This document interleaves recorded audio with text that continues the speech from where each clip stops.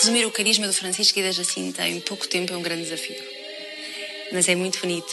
São duas crianças muito diferentes. Viveram os dois igualmente em profundidade a mensagem de Fátima, centrada na devoção ao coração de Maria. Na Jacinta, aquilo que a mim mais me toca e mais me comove é precisamente esta atenção aos outros. Este é dos traços fundamentais da Jacinta, o sentido da solidariedade, quer para com os pobres reais, concretos que ia encontrando no caminho. Tudo fazia para os pecadores, os sacrifícios que fazia, a atenção estava toda colocada para fora de si. Então eu destaco da Jacinta este grande sentido do compromisso. E temos como lema do santuário: reparte com alegria como a Jacinta. A santidade é uma só, é verdade. Mas cada um vive a santidade segundo o seu modo de ser.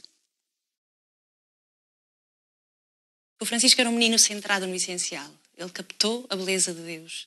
Ouve a mensagem e dedica particular atenção a Deus e à consolação de Deus.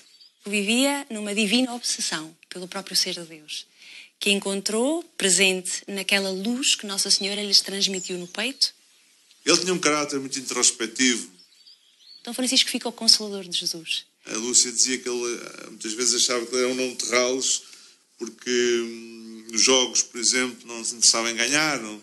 Foi um menino que soube aceitar a sua condição. Ensina-nos tanto, não é? Num mundo tão competitivo como o nosso, onde todos têm que ser o melhor, o mais bonito, o mais perfeito, o melhor jogador de futebol. O Francisco aceita o seu limite. Aceita que Deus tenha querido fazer aquela história com ele. Eu conheci a irmã Lúcia pessoalmente no final da vida.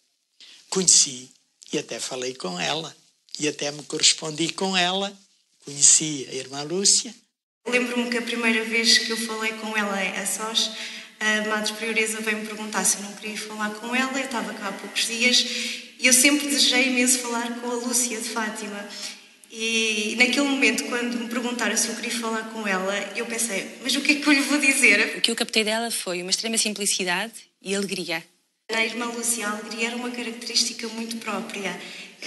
Mas o que é importante é saber que a irmã Lúcia tem uma memória prodigiosa, tem uma serenidade muito grande ao escrever. Eu julgo que a Lúcia fundamentalmente quis nos transmitir um testemunho, algo que viveu. Para ela, foi a grande missão, foi a mensagem de Fátima, foi a missão da vida dela. E uma mulher muito divertida, muito sensata, muito terra a terra. Lembro-me de uma história muito pequenina, esta contou-me ao seu Padre Condor, da última visita que o seu Padre Condor lhe fez. Salvo erro, foi em janeiro de 2005. A Lúcia morreu um mês depois. E o Padre Condor foi ter ao Carmelo e depois contou-me que alguém lhe tinha levado à Lúcia um saco de termossos, que era, na fase final da vida, já a única coisa que ela comia com algum gosto eram os seus termossos. Então o seu Padre Condor chega lá e estava lá os termossos no locutório. E o Padre Condor diz assim: irmã Lúcia, olhe, vá lá, faça sacrifícios para que este caso vá avante ou para que a canonização aconteça. Olhe, não coma os termossos, por exemplo. Imagine, começámos-lhe a perguntar: irmã Lúcia, quer fruta? Não. Quer uma sopinha? Não. Quer isto, quer aquilo? Não. Quer termossos? Ela abriu os olhos. Oh, onde é que tem termossos? Nós imediatamente fomos a um bar, a uma cervejaria, buscar termossos. Comeu-os regaladamente e melhorou. Ela olhou assim para ele, puxou o saco, sacrifícios faça-os o senhor Padre Condor. E comeu os termossos. Ou seja, esta mulher, simples e muito bem disposta. Imaginava assim uma pessoa muito especial, muito distante, diferente das outras pessoas. Quando eu a conheci, eu vi que não. Era uma pessoa completamente normal, muito simples, muito alegre, muito próxima.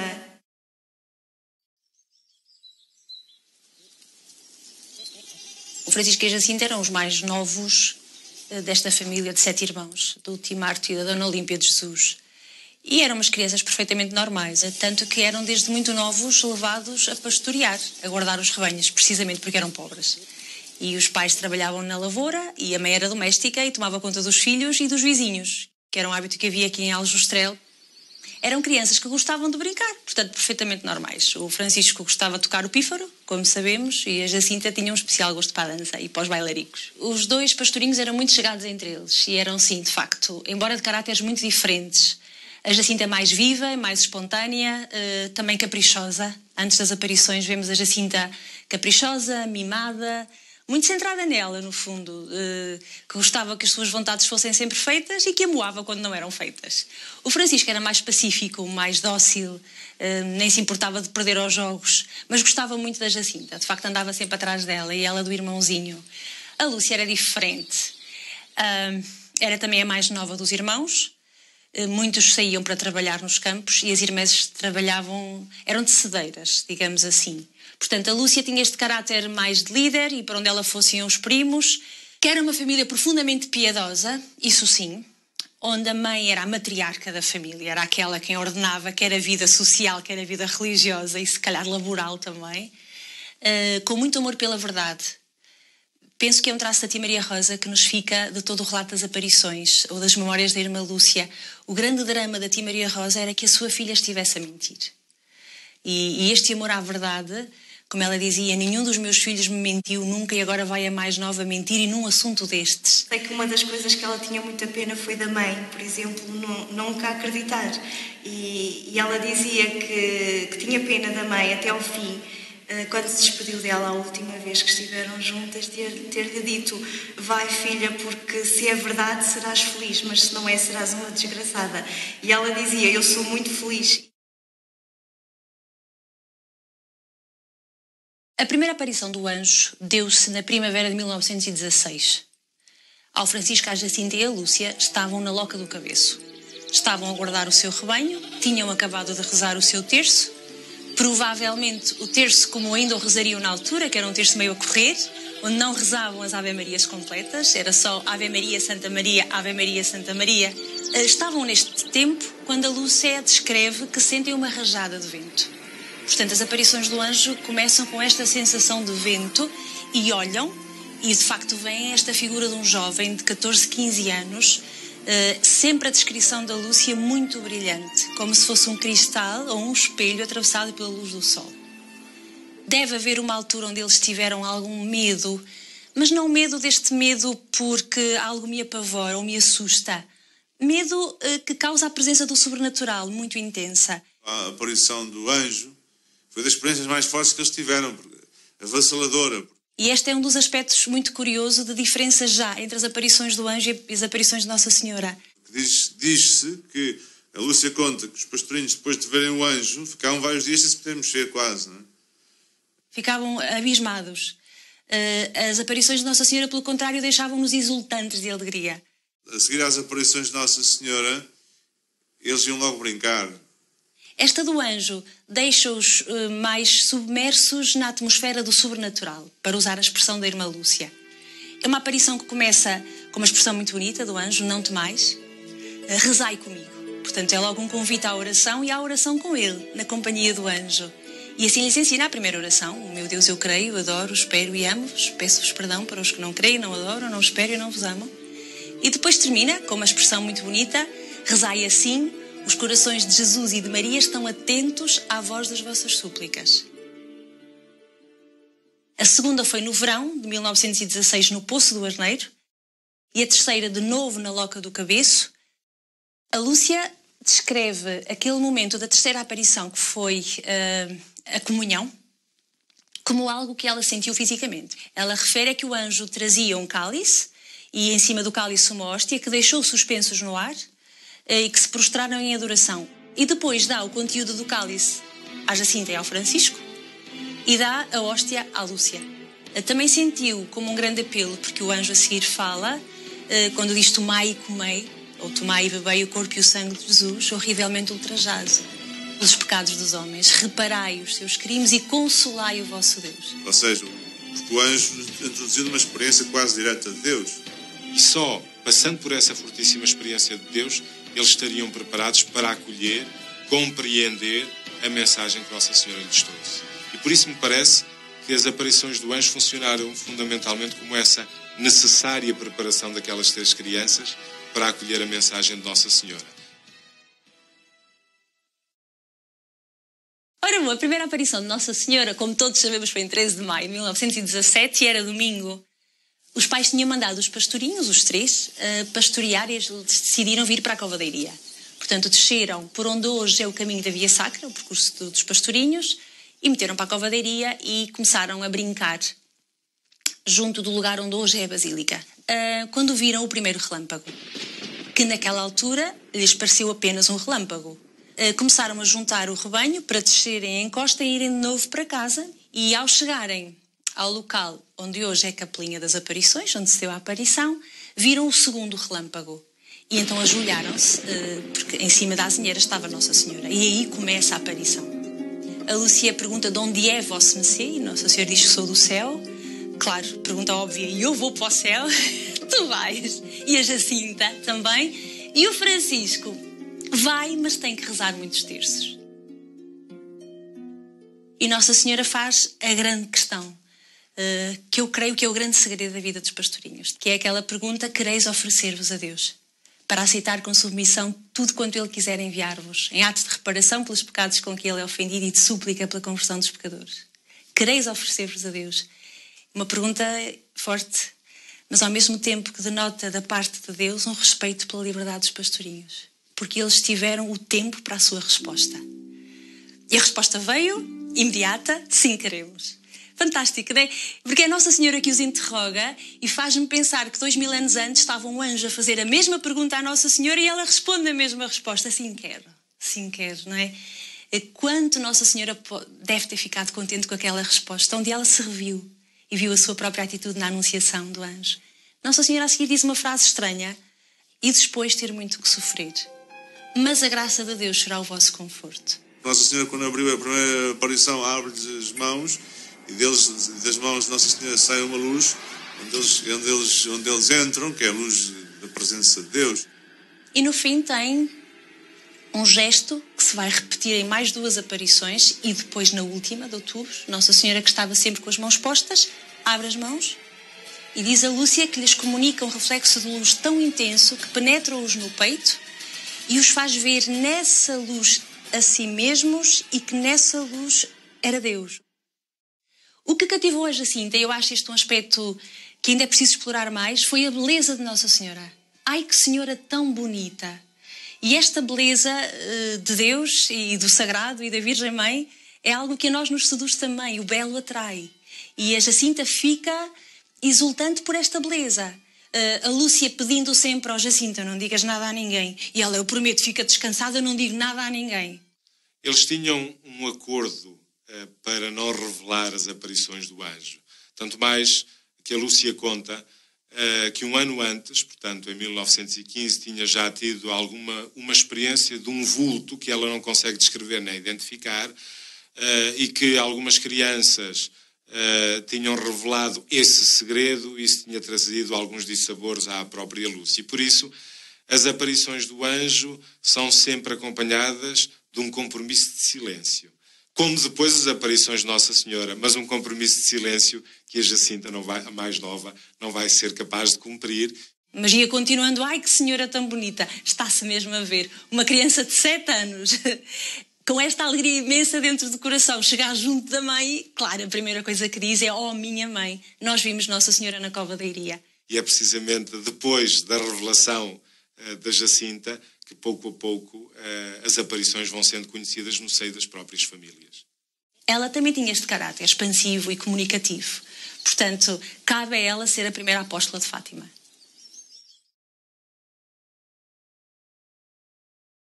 A aparição de junho, que eu acho uma aparição também muito importante, porque Nossa Senhora mostra não só o seu coração imaculado, e os pastorinhos percebem algo do que é o coração imaculado de Maria, mas é também a aparição onde é anunciado que eles vão morrer. Que em breve Nossa Senhora leva os pastorinhos para o céu, o Francisco e a Jacinta, e que a Lúcia fica cá mais algum tempo, porque Deus quer servir-se dela, da Lúcia, para fazer conhecido e amado o Imaculado Coração de Maria. E Nossa Senhora lhe diz que a Jacinta e o Francisco partirão em breve, mas ela ficará, e junto vem uma promessa: no entanto, não tenha receio, porque eu estarei contigo. O meu Imaculado Coração será o teu refúgio. No entanto, uma das aparições mais densas, talvez a mais intensa, a mais quente, não só por ser em julho em Fátima em julho é muito quente, mas porque é precisamente a aparição do segredo, é a aparição de 13 de julho de 1917. Todo o segredo se passa nesta aparição. Não há 3 segredos, há um só. A primeira parte é a visão do inferno, que os pastorinhos têm uma experiência mística, obviamente com uma linguagem simbólica que eles entendem o que é o inferno, e veem-no como um mar de fogo, onde distinguem as almas dos condenados, digamos assim, e os demónios. Eles levantam os olhos para Nossa Senhora. E é aí que Nossa Senhora lhe diz: vistes o inferno, para onde vão as almas dos pobres pecadores. Para as salvar, Deus quer estabelecer no mundo a devoção ao meu imaculado coração. E aqui começa a segunda parte do segredo. Ou seja, isto é muito interessante, que é toda a importância do Imaculado Coração de Maria neste nosso percurso espiritual para Deus. E mesmo a importância do Coração Imaculado de Maria na história. Porque Nossa Senhora a seguir fala de uma segunda guerra, do sofrimento dos bons, o Santo Padre terá muito que sofrer, várias nações serão aniquiladas. Por fim, o meu Imaculado Coração triunfará.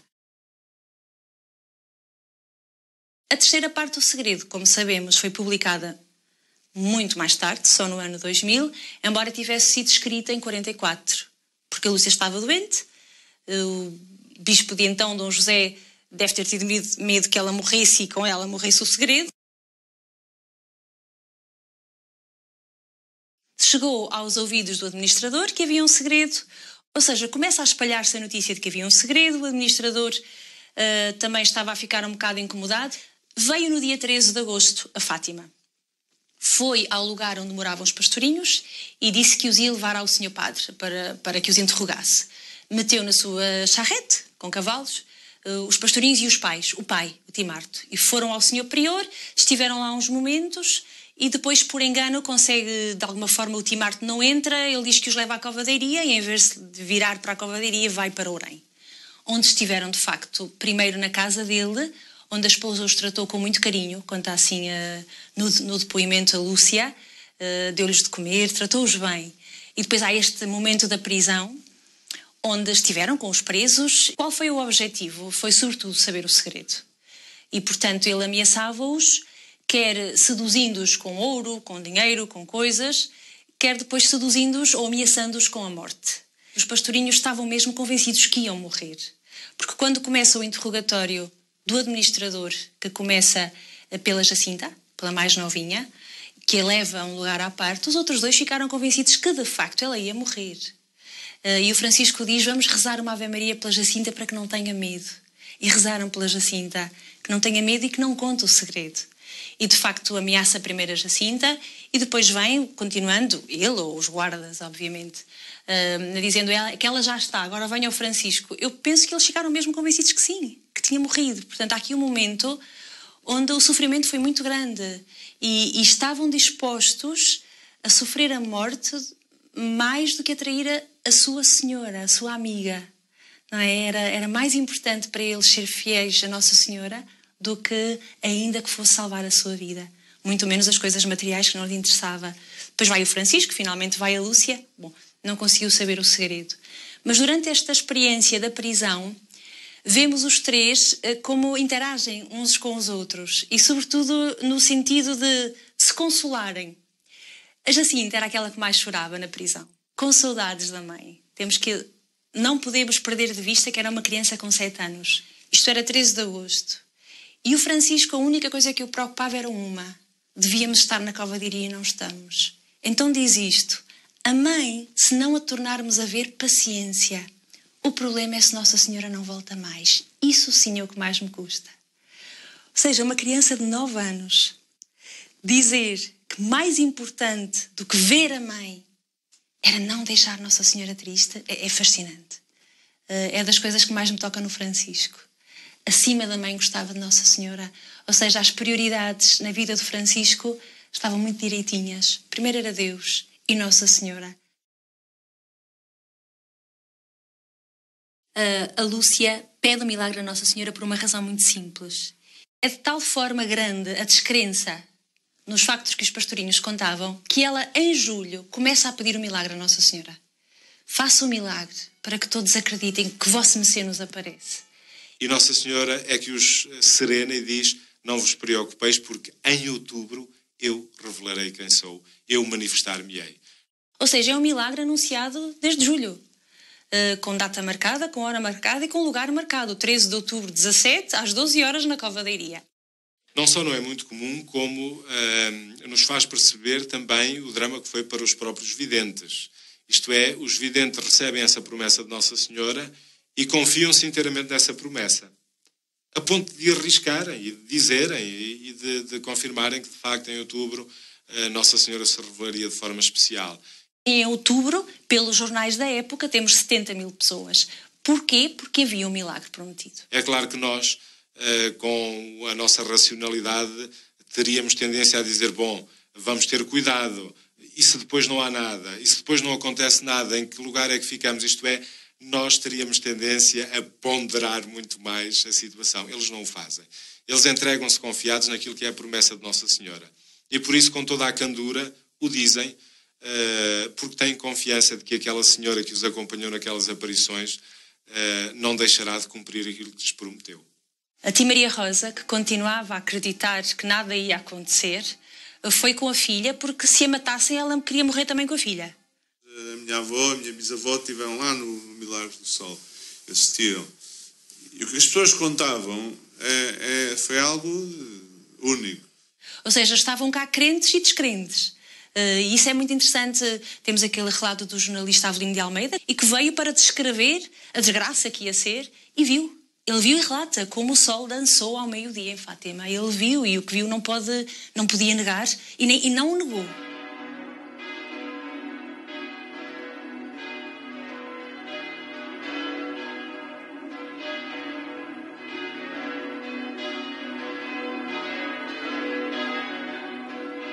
Fundamentalmente, parece-me que o milagre do sol é aquele milagre que vem atestar a veracidade da experiência que aquelas 3 crianças estão a fazer.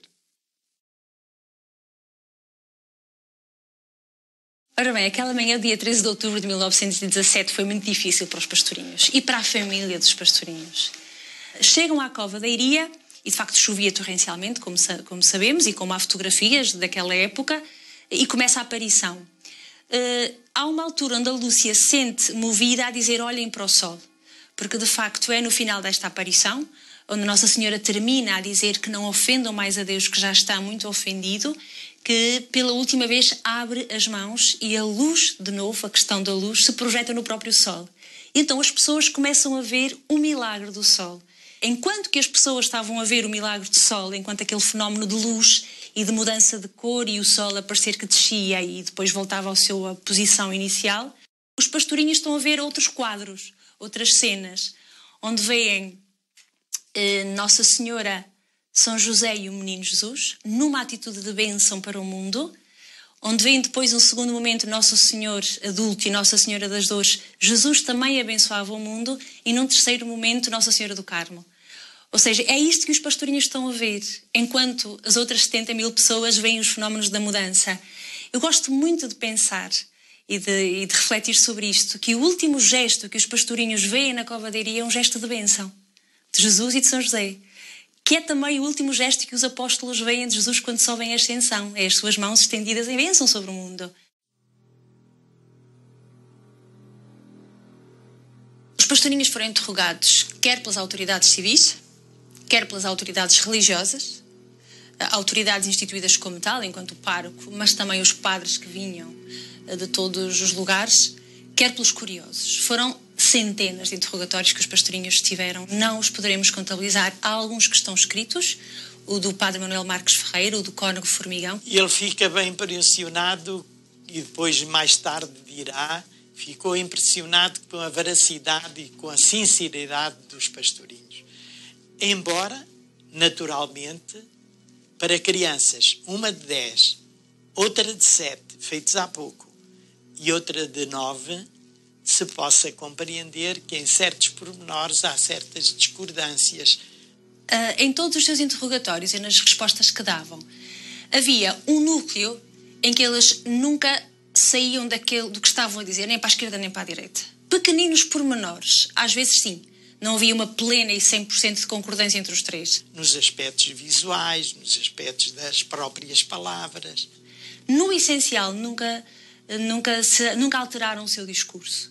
E é engraçado ver, por exemplo, no depoimento das diversas testemunhas nos processos canónicos do Francisco e da Jacinta para a sua canonização, são processos distintos, com testemunhas distintas e pronto, algumas em comum, todos diziam, quer de um quer do outro, que até à hora da morte tinham afirmado que tinham visto Nossa Senhora. A nós impressiona-nos hoje, sobretudo, a persistência destas crianças. E nós percebemos claramente pelo relato que a irmã Lúcia nos transmite nas memórias que isto foi fonte de grande sofrimento para eles, nomeadamente o serem sujeitos a interrogatórios, outro e outro. Foi muito cansativo. Há até uma história onde a Jacinta adormece. Num dos interrogatórios que estavam a fazer ao Francisco ou à Lúcia, ela simplesmente põe as mãozitas em cima de uma mesa e adormece porque já não podia mais. E o bispo, depois em 13 de outubro desse ano de 1930, é que declara como dignas de crédito as visões dos pastorinhos e declara oficialmente e autoriza o culto de Nossa Senhora de Fátima na Cova da Iria. O Francisco morre em 4 de abril de 1919 e a Jacinta vai morrer uns meses depois, um ano e picos depois, em 20 de fevereiro de 1920. É interessante que os pastorinhos se alegram com esta notícia.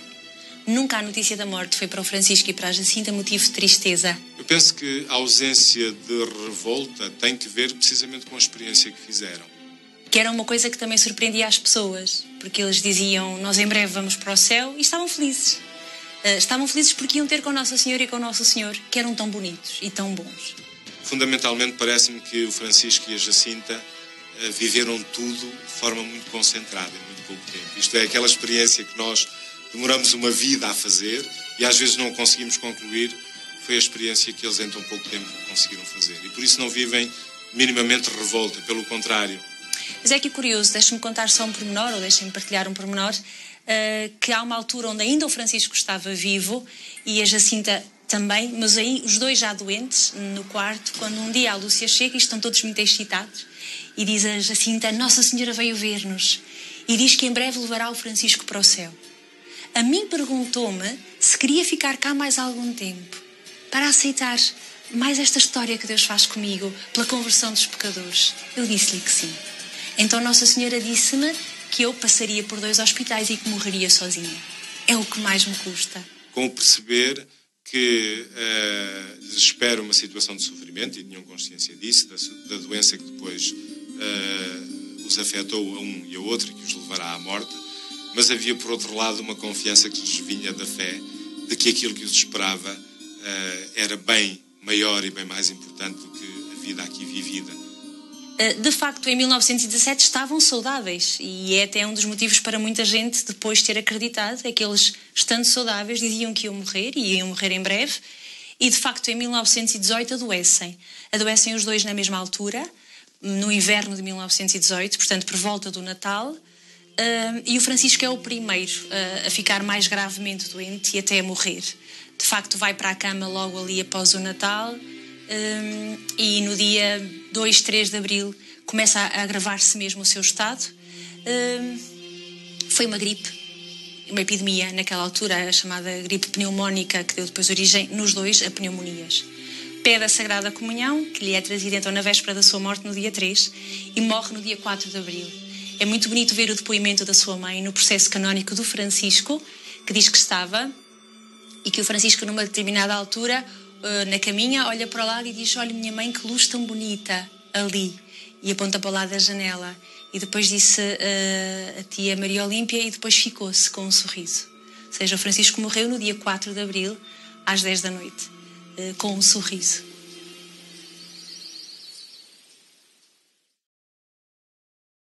Eu creio que as pessoas quiseram mesmo salvar a Jacinta porque era especial. Ela tinha um poder de atração muito grande sobre toda a gente.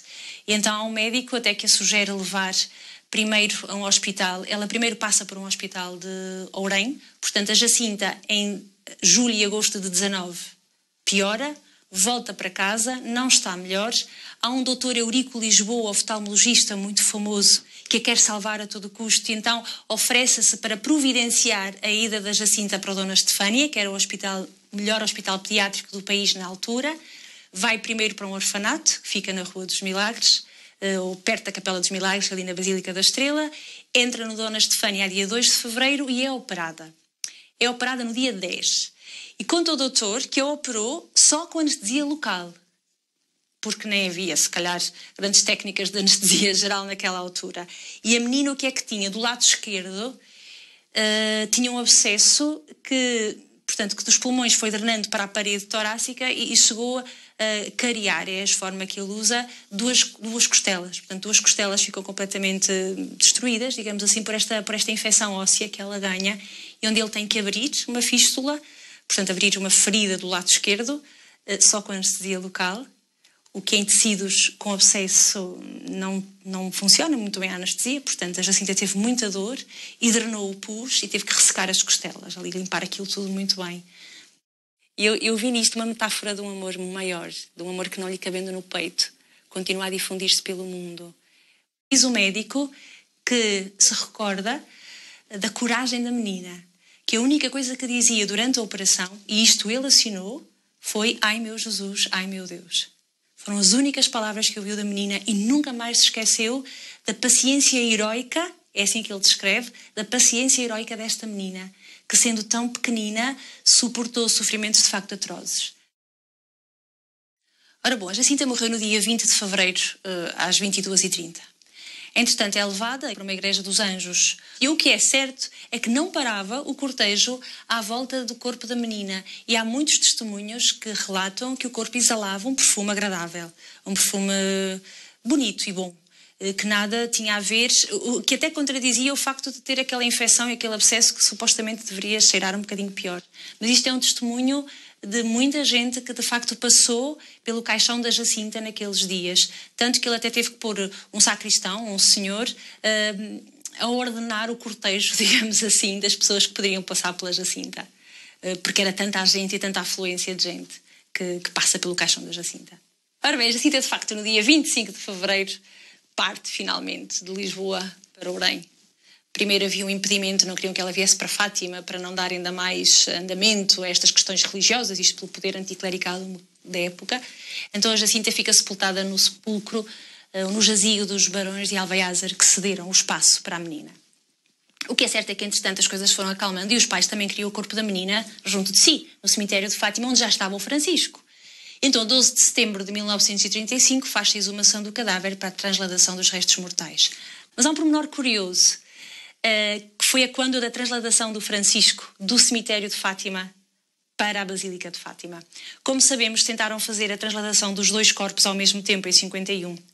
Há uma pequena dificuldade com o corpo de Francisco, porque o primeiro caixão que encontraram no local que o Timarto tinha apontado como local da sepultura de Francisco pertencia, segundo os peritos médicos, a uma criança com 3, 4 anos. Portanto, não poderia ser do Francisco. O Timarto continuava a insistir que o Francisco estava sepultado ali e que até tinha trocado um bocadinho as medidas do menino e, portanto, até o caixão era um bocadinho mais pequenino. O que é certo é que, de facto, encontrou um caixão maior e que descreve estas características do Timarto, que, de facto, o cadáver estava numa posição um bocadinho não tão, digamos, livre e avantajada. Mas há outra coisa que serve para identificar o Francisco. É que o Francisco foi sepultado com o seu terço. E o Timarto identificou o terço de Francisco porque estava lá incorrupto. Ou seja, o que eu quero dizer com isto? Que se encontraram as contas todas do terço. E o Timarto diz: este é o terço do meu Francisco. Parece-me um pormenor assim, mas que eu acho que quer nos dizer alguma coisa da parte de Deus. O rosário serviu de identificação ao Francisco. E Nossa Senhora em Fátima também disse que era a Senhora do Rosário. Foi a sua identidade. A Nossa Senhora, quando apareceu em Fátima no dia 13 de maio, disse que viria ali 7 vezes. E depois fala-se de 6 aparições, até outubro. Fica uma 7ª por falar, em que ela estava para sair de Fátima, a convite do Sr. Bispo, para estudar e tinha que deixar a sua família e a sua casa. E isso para ela foi uma dor muito grande, porque ela pensava, nunca mais vou voltar a casa, nunca mais vou ver os meus pais, os meus irmãos. E então, antes de se ir embora, foi até à Cova da Iria rezar o terço. E chegou junto da azinheira e ajoelhou-se para rezar o terço. Mas a dor era tão grande, o sofrimento era tanto, que ela começou a chorar compulsivamente. E depois diz-nos a irmã Lúcia que a certa altura sentiu uma mão muito suave a tocar-lhe no ombro do lado direito e a chamá-la. E ela olhou para trás e viu que era Nossa Senhora. E Nossa Senhora disse-lhe que estava ali pela 7ª vez, como tinha prometido, e que vinha-lhe dizer para não ter medo, para ser fiel, para seguir o caminho que o Senhor Bispo lhe indicava, porque era essa a vontade de Deus.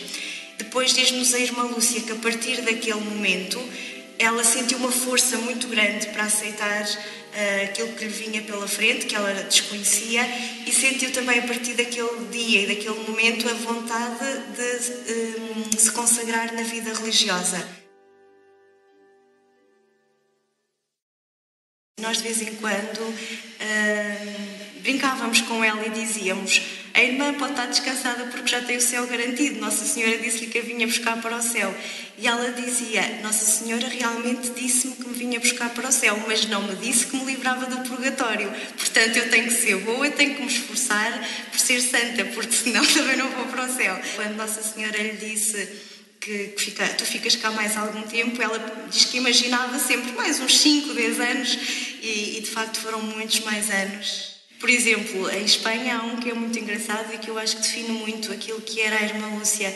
Ela estava nas Irmãs Doroteias, fazia vários recados que as irmãs precisavam, saía do convento onde elas viviam e ia fazer esses recados. E um dia ela saiu, como tantas outras vezes, e encontrou um grupo de peregrinos, pessoas que iam à procura dela, porque começava-se a saber onde é que estava a Lúcia e as pessoas começavam a ir à procura dela. Isso para ela era muito doloroso, porque ela preferia passar despercebida, silenciosa. E então ela encontrou esse grupo de pessoas que viram-na vestida com hábito e perguntaram-lhe onde é que era o convento onde vivia a Lúcia. E ela, com muita delicadeza e muita simplicidade, indicou-lhes o caminho para eles chegarem lá. E depois disse-lhes, como quem informa, mas ela neste momento não está lá. Não? E eles perguntaram, então e como é que ela é? Porque se nós encontrarmos na rua, para nós identificarmos.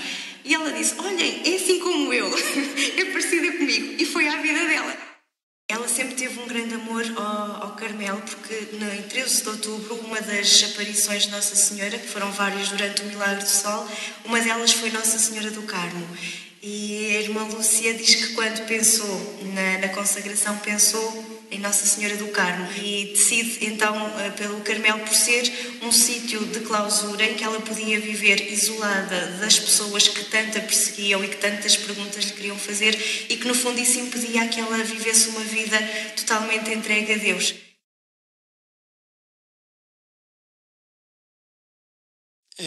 Quando um dia, no dia 13 de fevereiro de 2005, eu me encontrava no Santuário de Fátima para ir para o meu dia livre, para a minha folga, recebi um telefonema do Monsenhor Luciano Guerra, na altura reitor do santuário, e diz-me assim: estás sozinho? Estou. Estava a preparar-me para sair do santuário, para ir para a minha casa. Ele diz, olha, faleceu agora a irmã Lúcia. Quer que lhe fale da circunstância da morte? Quando parei o carro e cheguei à porta, dizem-me a irmã porteira, venha depressa, depressa, que a irmã Lúcia está a partir. Corri, entrei na cela e, de facto, via a começar a sua agonia. Chegaram as irmãs, providencialmente. Chamamos a isto, às vezes, acaso. Não há acasos. Deus serve-se daquilo que é muito natural. Chega também a médica que vinha para o mesmo, ver como estava a irmã Lúcia. Não é que aparece a enfermeira. A morte da irmã Lúcia foi assim. com o bispo de um lado a fazer as orações chamadas da encomendação da alma, do outro lado médico e enfermeira, e ao redor toda a comunidade que chorava. E ela está com essa, assim como a touquinha, já no seu leito de morte. E passado pouco tempo ela faleceu, no dia 13 de fevereiro de 2005, também uma data significativa. Nunca mais esquecerei este momento em que, passados minutos, ela deu o último suspiro e entregamos a sua alma a Deus. Ou Deus a veio buscar. Foi um momento inesquecível, vivido com muita paz, com muita serenidade. Testemunhámos de facto isso, que houve ali uma mão, uma presença de Nossa Senhora que nós não vimos, mas que acreditamos que ela a veio buscar. Pessoalmente, eu acredito sinceramente que ela está no céu. E a pedir até por nós, e a pedir por mim. Ora bom, desde muito cedo correu a fama de santidade dos pastorinhos e de facto o processo foi introduzido nos anos 50 pela Juventude Católica Feminina, a da Jacinta, e pela Juventude Católica Masculina, a do Francisco. O processo, entretanto, demora tempo, era difícil naquela altura, e é concluído em 1979. E é nesta altura que vai a Roma e é nesta altura que o seu padre Luís Condor, que entretanto já estava em Portugal e que colaborava já bastante com o seu Dom João Pereira Venâncio, foi nomeado ele, padre Condor, vice-apostolador da causa dos Francisco e da Jacinta. E o padre Paulo Molinari é nomeado apostolador da causa em Roma. Portanto, o processo entra na congregação em 79. Há aqui até um pormenor muito interessante, é que o padre Condor, quando deixa os processos em Roma, regressa a Portugal e publica no seu boletim: os processos estão em Roma. Isto gera um bocado de instabilidade e o padre Molinari diz: padre Condor, mas como é que diz que os processos estão em Roma quando eles não estão? E o padre Condor diz: não, estão porque eu deixei-os lá na secretária da congregação. Mas o padre Molinari referia-se a uma coisa, é que até à data não era possível a introdução de causas de jovens com menos de 16 anos que não tivessem morrido mártires. E aqui vemos também algo que os pastorinhos contribuem para a história da Igreja e também para a história da santidade. Então aí é que vem o grande trabalho do seu padre Condor, ao qual a causa dos pastorinhos, e creio que a história da santidade, lhe deve muito, que foi o seu esforço por contactar o maior número possível de bispos no mundo que escrevessem para o Santo Padre a pedir a canonização dos pastorinhos. E então vemos 300 cartas postulatórias a chegar a Roma a pedirem ao Papa a canonização dos pastorinhos por 3 motivos. Portanto, eram os bispos a dizerem que os pastorinhos eram conhecidos nas suas dioceses, que as suas virtudes eram apreciadas e amadas e que havia muitas graças a ser obtidas por intercessão dos pastorinhos. Ou seja, consigo imaginar João Paulo II a pensar, por um lado esta lei, por outro lado estas cartas, alguma coisa não bate certo. Então, em abril de 81, João Paulo II convoca uma reunião de teólogos em que também estão presentes médicos e de várias especialidades, psiquiatras e pedopsiquiatras. Bom, foi uma reunião multidisciplinar que demorou várias semanas, onde a discussão era esta: é ou não possível a santidade na infância? E chegou-se à conclusão que sim. Ou seja, o tema não era o pastor Francisco e a Jacinta, era a santidade na infância. É possível as crianças praticarem as virtudes num grau tão elevado, num grau heroico, como se diz. E a conclusão foi que sim, que é possível. Então aqui foi mudada a disciplina, a lei. E só aqui é que entram os processos oficialmente dos pastorinhos, que, como sabemos, tiveram o decreto da heroicidade das suas virtudes em 13 de maio de 89. Ou seja, a vida destas duas crianças muda uma disciplina da Igreja e muda a história da santidade, porque até ali não era possível. E este mérito também não podemos passar ao lado. Nessa altura, quando o decreto da heroicidade está assinado, que é em 13 de maio de 89, que é de facto o grande passo, onde eles passam a ser veneráveis, então faltava o milagre e de facto há uma senhora, a Maria Emília, que já não andava há muitos anos, estava mesmo acamada com um problema ósseo, e que de facto tinha muita confiança nos pastorinhos, sobretudo na Jacinta, e começa a rezar e no determinado momento sente uma voz de criança dizer-lhe: levanta-te e anda porque tu és capaz.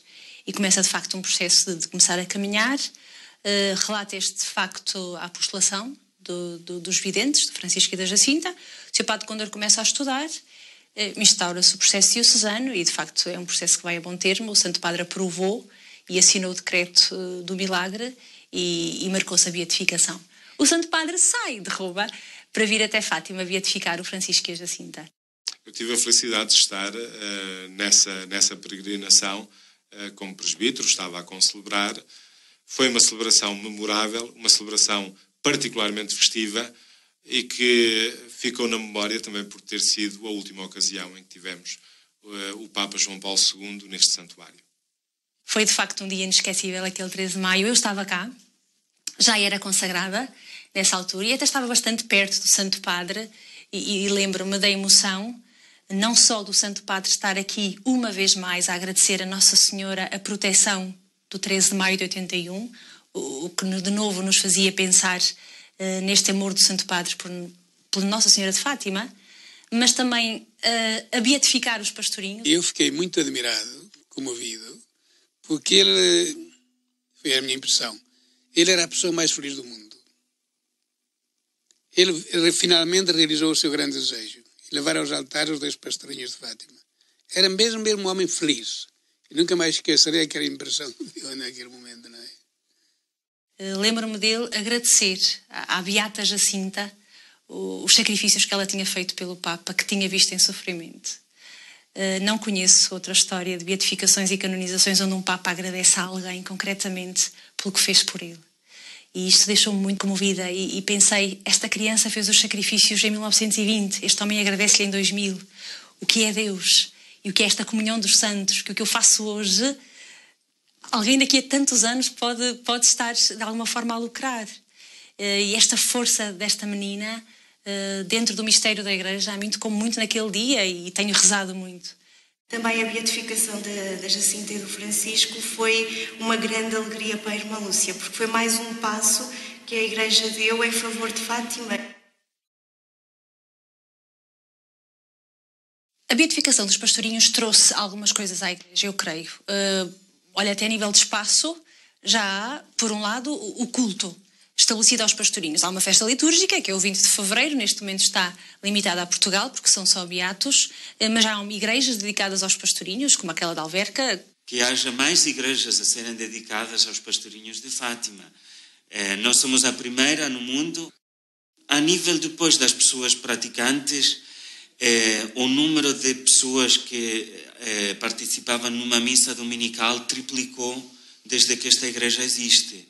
O número de crianças da catequese aumentou praticamente a mesma coisa. E aqui em Alverca somos testemunhas de que as pessoas recebem esta mensagem, se sentem apeladas pela mensagem de Fátima veiculada através desta simplicidade das crianças.